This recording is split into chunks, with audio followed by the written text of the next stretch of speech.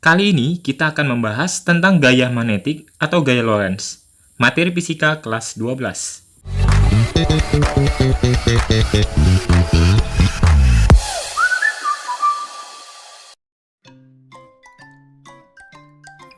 Di pembahasan sebelumnya tentang medan listrik, jika sebuah muatan disimpan di dalam medan listrik, maka muatan tersebut akan mengalami gaya listrik yang jika muatan itu positif, maka akan mendapat gaya searah dengan medan listrik. Dan jika muatan itu negatif, maka arah gaya yang dialaminya tentu berlawanan dengan arah medan listriknya. Nah, di dalam pembahasan medan magnet ini, jika sebuah muatan disimpan di area medan magnet, maka belum tentu benda bermuatan tersebut mengalami gaya. Dari gambar bisa terlihat ketika sebuah kawat dialiri arus listrik dan berada dalam suatu medan magnet, maka kawat tersebut tentu akan memiliki medan magnet. Tetapi jika kawat tersebut tidak dialiri arus listrik, maka kawat tersebut tidak akan mengalami gaya magnet. Suatu benda yang bermuatan akan mengalami gaya magnet ketika muatan itu bergerak atau memiliki kecepatan dan arah kecepatannya tidak sejajar dengan arah medan magnetnya. Jadi dua hal ini merupakan syarat mutlak terjadinya gaya magnet pada suatu benda yang bermuatan.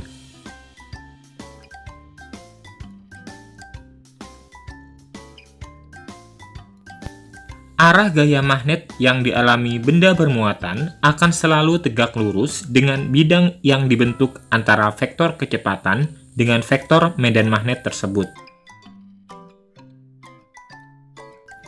Di sini bisa terlihat ada sebuah kawat dialiri arus listrik dan dihubungkan dengan suatu medan magnet.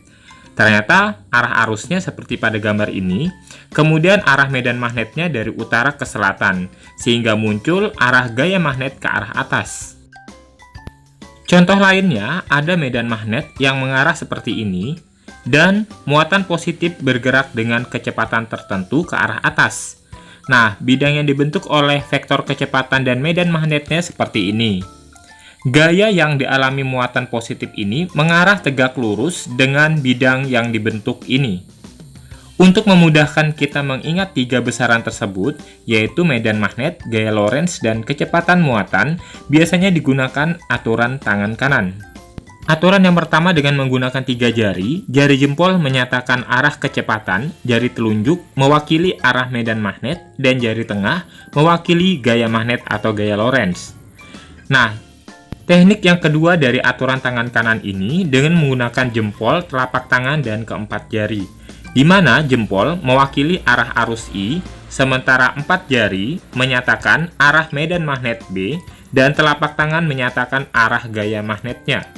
Nah, jika bendanya bermuatan negatif, maka arah gaya yang dialaminya adalah berlawanan dengan arah muatan positif tadi. Untuk menjabarkan arah pada pembahasan ini, kita menggunakan tanda panah. Jika arahnya ke atas, ke bawah, kiri, atau kanan, ini dia tanda-tandanya ya.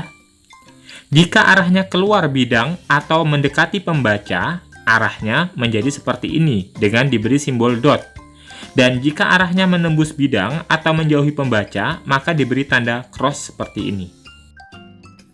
Besarnya gaya magnet yang dialami benda bermuatan adalah sebesar F sama dengan B dikali Q dikali V dikali sin theta, di mana F adalah gaya magnet dalam satuan Newton, B adalah medan magnet dalam satuan Tesla, Q adalah muatan dalam satuan Coulomb, V adalah kecepatan muatan dalam satuan meter per sekon, dan theta sudut antara B dan V.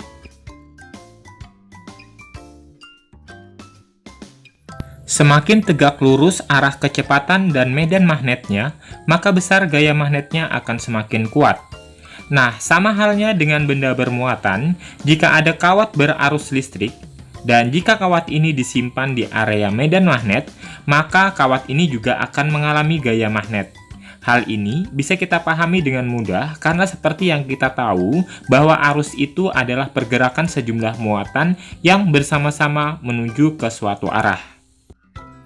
Jika gaya yang dialami oleh satu buah muatan adalah F sama dengan B dikali Q dikali V dikali sin theta, maka gaya yang dialami oleh seluruh muatan atau sejumlah muatan di dalam kawat adalah F sama dengan B dikali Q dikali V dikali sin theta dikali N dikali A dikali L.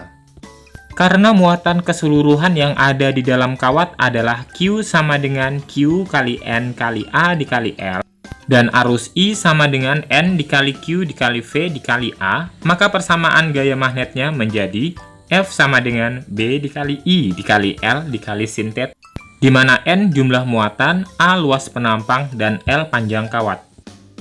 Arah gaya magnet pada kawat berarus ini sama saja dengan arah gaya pada muatan positif. Jika medan magnet menuju ke arah ini dan arus listrik menuju ke sini, maka gaya magnetnya akan ditunjuk dengan panah warna kuning ini ya. Jadi kaidah tangan kanannya pada kawat berarus adalah seperti ini. Jempol untuk arus, telunjuk untuk medan magnet, dan jari tengah mewakili gaya magnet.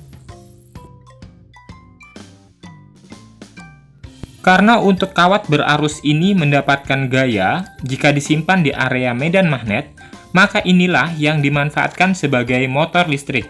Salah satunya, rangkaian dasar dari motor listrik adalah sebagai berikut. Motor listrik ini merupakan suatu perangkat yang dapat mengubah energi listrik ke energi mekanik atau energi gerak. Perangkat ini terdiri dari dua bagian utama, yaitu rotor dan stator. Rotor merupakan bagian yang dapat berputar dan terdiri dari kumparan jangkar, sedangkan stator adalah bagian yang justru tidak dapat berputar dan terdiri dari kumparan medan dan rangka. Prinsip kerjanya sendiri menggunakan fenomena elektromagnet. Pada awalnya, arus listrik akan disalurkan pada kumparan hingga permukaannya yang merupakan magnet utara akan bergerak menghadap ke magnet kutub selatan, sedangkan kumparan magnet selatan akan bergerak menghadap arah medan kutub utara. Begitu seterusnya hingga terjadi gerakan bolak-balik yang kontinu. Nah, jika sudah ada putaran pada motor listrik, maka ini bisa digunakan untuk apa aja, antara lain kipas angin, mesin cuci, vacuum cleaner, dan lain-lain.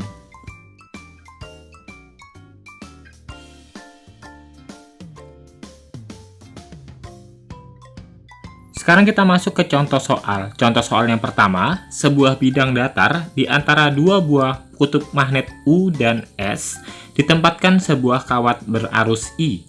Tentukan arah gaya Lorentz yang diterima kawat tersebut.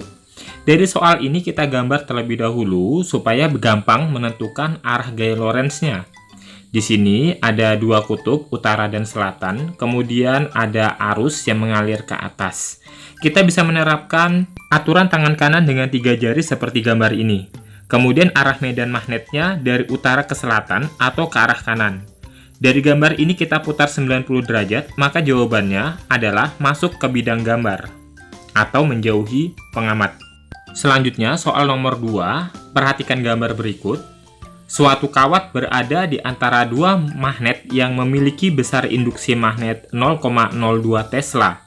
Jika arus yang mengalir pada kawat 5 ampere, tentukan A. Besar gaya magnet yang bekerja jika panjang kawat 10 cm, dan B. Arah gaya magnetiknya. Oke, kita selesaikan soal yang A terlebih dahulu. Untuk yang A ini berarti kita menggunakan konsep gaya magnet dengan menggunakan rumus panjang ya. Berarti F sama dengan B kali I kali L sin theta. B-nya 0,02, I-nya 5, L-nya 0,1 meter, cm dijadikan meter, sudutnya 90 derajat karena tegak lurus, jadi jawabannya 0,01 Newton. Lanjut ke pertanyaan yang B, untuk menentukan arah gaya magnet kita bisa menggunakan aturan tangan kanan, dan jika terdapat dua kutub magnet, maka arah B-nya itu dari kutub utara ke kutub selatan, sehingga arah F adalah masuk bidang baca, atau jika mengikuti petunjuk mata angin, arahnya adalah ke bawah. Ke soal terakhir nomor 3, suatu muatan memiliki nilai massa 9,2 kali 10 pangkat minus 28 kg bergerak memotong secara tegak lurus medan magnet 2 Tesla. Apabila muatan sebesar 3,2 kali 10 pangkat minus 9 kolom dan jari-jari lintasannya 2 cm, tentukan kecepatan muatan tersebut. Oke, dari soal ini kita akan mengidentifikasi informasi besaran yang didapat dari soal. Yang pertama, ada massa, yaitu 9,2 kali 10 pangkat min 28 kg.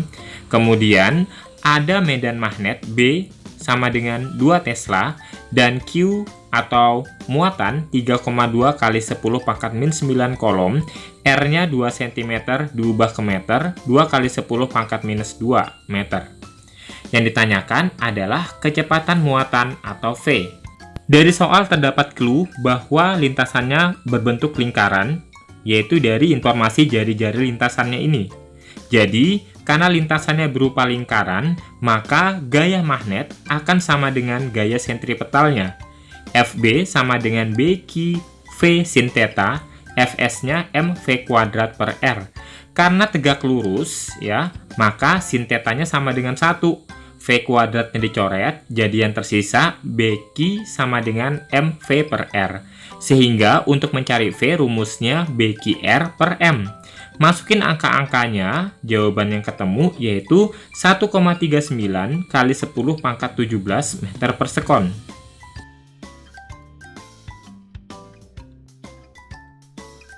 Sampai di sini pembahasan tentang gaya magnet atau gaya Lorentz. Semoga informasi ini bisa bermanfaat. Terima kasih sudah menonton. See you next video.